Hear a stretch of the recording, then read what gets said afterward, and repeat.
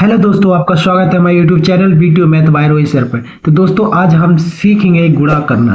आज हम क्या क्या पढ़ने वाले हैं उसके बारे में थोड़ा मैं बता देता हूँ। तो आज हम बेसिकली 3 प्रकार के क्वेश्चन को सॉल्व करना सीखेंगे। देखिए, पहला कैसे सीखेंगे कि कोई 3 डिजिट है, उसको 2 डिजिट के साथ कैसे मल्टीप्लाई करना है, विथ अपने जो ट्रिक्स है ना उसके साथ मल्टीप्लाई करके देखना। देखो, जैसे 3 से ये दे दिया, इस क्वेश्चन की अगर 2 अंक संख्या है तो इसको हम ट्रिक के साथ कैसे गुणा करेंगे। नॉर्मली तो हम कर लेते हैं कि 2 की दूनिया पहले इन सभी पढ़ेंगे, फिर 1 की, फिर इसके बाद जोड़ेंगे। तो हमें उसके नहीं करना, हमें सिर्फ यहाँ ट्रिक से कैसे सॉल्व करना है वो सीखेंगे। इसके बाद दूसरा हमारा किस तरीके से रहेगा कि जो 4 डिजिट रहता है उसमें हम 2 डिजिट का मल्टीप्लाई कैसे करेंगे। जैसे कि 1 2 3 4 है तो उसमें 22 है ऐसा, तो इसका कैसे मल्टीप्लाई करना है तो वो भी सीखेंगे आज हम दोस्तों।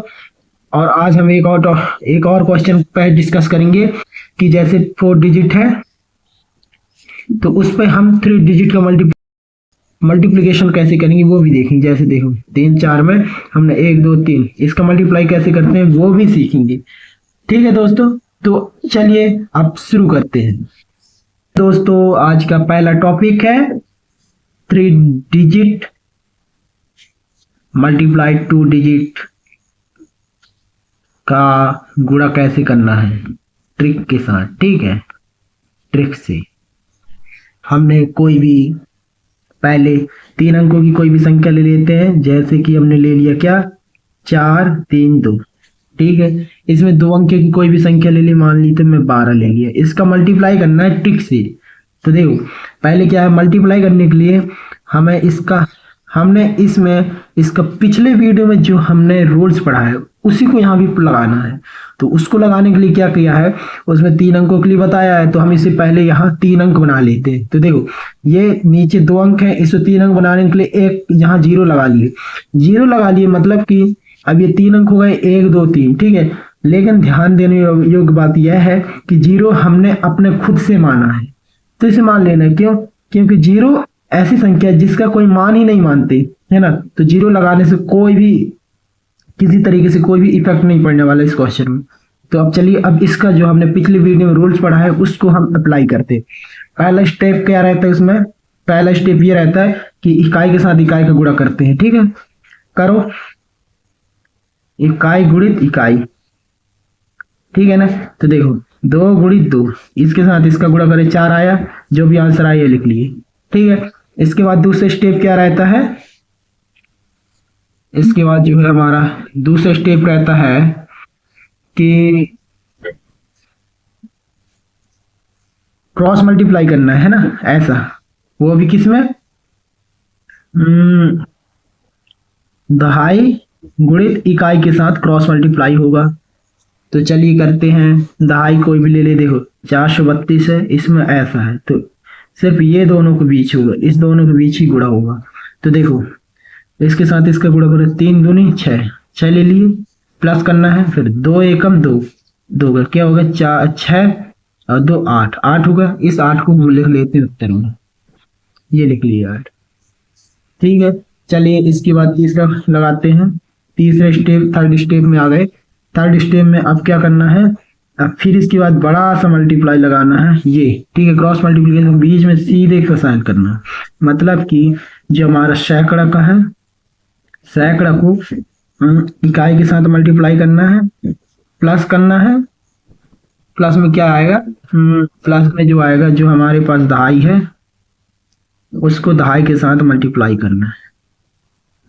ठीक है, तो चलिए स्टार्ट करते हैं।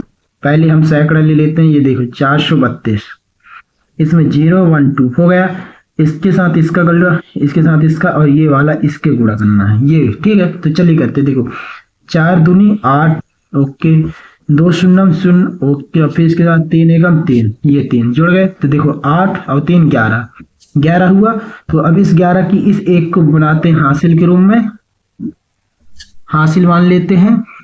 ठीक है, इस एक को हासिल मान लेते हैं, और अपने पास जो ये एक बचा है इसको लिख लेते हैं उत्तर में, ये ले लिए उत्तर में। ठीक है, इसके बाद अपना अगला नेक्स्ट चरण क्या है, चौथा चरण में देखते हैं। अब इसके बाद हम यहाँ पर मल्टीप्लाई किसका करेंगे, जो सैकड़ा है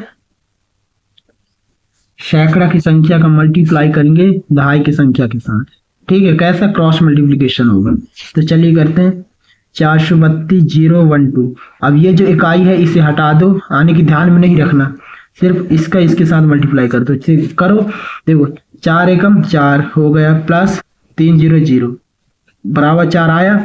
और साथ में अपने को ध्यान ये भी देना है कि अपने पास जो हासिल, देखो हासिल ये वाली बची है ना, उस एक को हम यहाँ पे जोड़ लेते हैं। तो हासिल जुड़ गया तो हो गए 5, जो ये 5 आया उसे आंसर लिख देते हैं।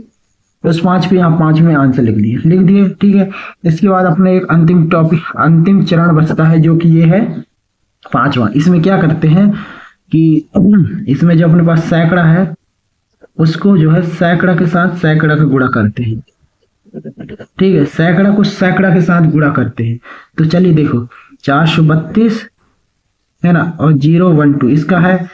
तो देखो अब ये दोनों को हटा दो, यानी कि ध्यान में रखना कि हट गए। तो सैकड़ा के साथ सैकड़ा गुणा, यानी कि ये सैकड़ा और ये, इन दोनों का जब आमने सामने गुणा करेंगे सीधे तीर के निशान के अकॉर्डिंग, तो देखो 4 शून्य शून्य हो गए, यानी कि जो आंसर होगा वहां यदि मैं इधर 0 लिख दूंगा तो देखो अपना आंसर क्या बन जाएगा, 5184। तो ये होगा अच्छा आंसर। ठीक है, तो हम अब अगली बार से जब भी 3 डिजिट की कोई भी संख्या मिलेगी उसको 2 डिजिट से जब भी गुणा करना होगा तो हमें इस ट्रिक का यूज करके करना है।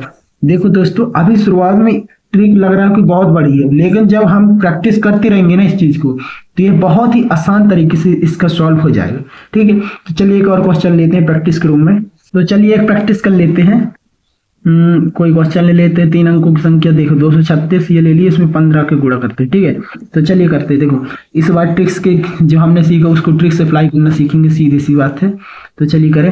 देखो इकाई के साथ इकाई का वर्ग 6 पंचे 30 की 0 हाथ की 3 5 दिया 15। ठीक है, 15 लिख लिए, ये हासिल है अपना। देखो 5 दिया 15, ठीक है। अब 6 एकम 6, ये 6। ठीक है, तो 15 और 6 कितना होता है, 21 होता है। 21 में हासिल जो आए तो उसे जोड़ लो, तो होगा 24। 24 में यहाँ पर उत्तर में हमने लिख लिया 4, और जो हासिल अपना ये बचा अभी बचा के रखो, इसे अगले काम आएगा।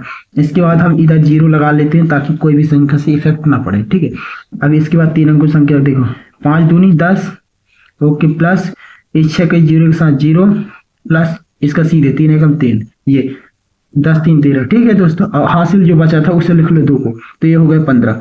15 की ये हासिल बचा है, इसे अभी लिख लो। इस 5 के उत्तर में लिख दो ये। अब क्या बचा है अपने, अब अगला स्टेप बचा है सिर्फ इन दोनों को। देखो 2 एकम 2, ठीक है, 3 0 0, तो 2 आया, हासिल 1 बचा था उसे जोड़ लो, तो ये हो गए 3। 3 को उत्तर में लिख दो, ये 3 लिख दो। ठीक है, अब जो सिंगल डिजिट बचा है इसके साथ इसका गुणा करो 2 0 0, ये होगा, इसका मतलब इसका आंसर 35 से 40 होगा। देखिए दोस्तों, हमने इतने आसान तरीके से इतने कम समय में कर लिया गुणा। ठीक है, तो इस तरीके से करना है सॉल्व।